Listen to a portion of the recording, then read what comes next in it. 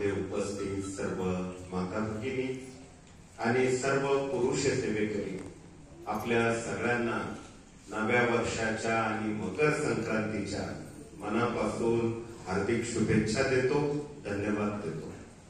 सज्जनो, आता जवळपास 11:30 वाजत आलेले आणि तुम्ही चातकाप्रमाणे 4-4.5 तासापासून या ठिकाणी वाट बघताय।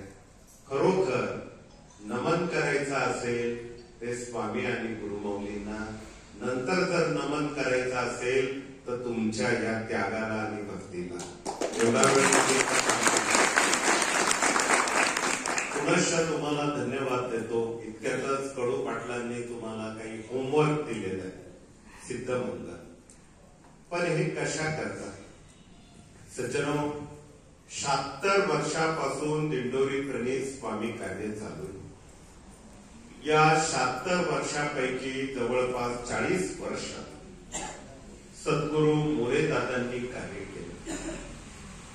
नाशिक जिल्ह्याचं छोटंसं गाव दिंडोरी, इथे स्वामी नामाचं आणि केंद्राचं रोपटं सर्वप्रथम मोरेदादांनी लावलं। हळू थांबा आधी ऐकून घ्या। हळूहळू त्यांनी गाव पातळीपासून नगर अतोनात परिश्रम, हे बघा कष्ट तर तसे तुम्हाला आम्हाला प्रत्येकाला, पण सद्गुरू दादांमध्ये 2 गुण वाखाणण्यासारखे किंवा आदर्शवत म्हणून आपण स्वीकारण्यासारखे। कष्ट तर प्रत्येक जण करतो, पण घरची परिस्थिती चांगली असताना सुद्धा त्या सुखाला तिलांजली देणं आणि लोकांचे अश्रू पुसणं याला त्याग म्हणतात। ती त्यागमूर्ती म्हणून आपले आता 50-60 वर्षापूर्वीची काय परिस्थिती होती, आता जाऊ द्या 11-12 काही फरक पडत नाही, आणि 12 वाजेच्या आत जेवलं पाहिजे, ठीक आहे, नियम आहे।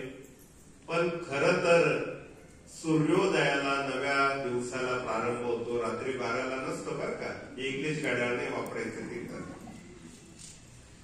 त्याच्यावर अधिक बोलत नाही। पण मूळ मुद्दा असा आहे की दिंडोरी मधून आपल्या या नगर जिल्ह्यामध्ये सद्गुरू दादा प्रश्नोत्तराकरता मार्गदर्शनाकरता यायचे। 1.5 ते 2 दिवस लागायचे। आज 4 दिवसात आम्ही 14 तालुके आणि मला वाटतं 60-70 केंद्र झाले असतील आपले। हे सहज शक्य आहे का? गाडी आहे, रस्ते, सगळ्या काही गोष्टी, मोबाईल आहे।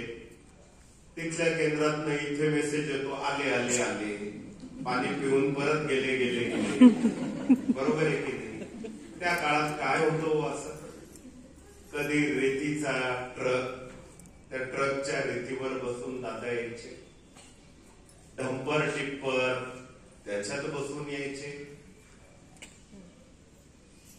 दूध वाहणारा टँकर असेल, काळी पिवळी टॅक्सी असेल, कधी अनवाणी, कधी सायकल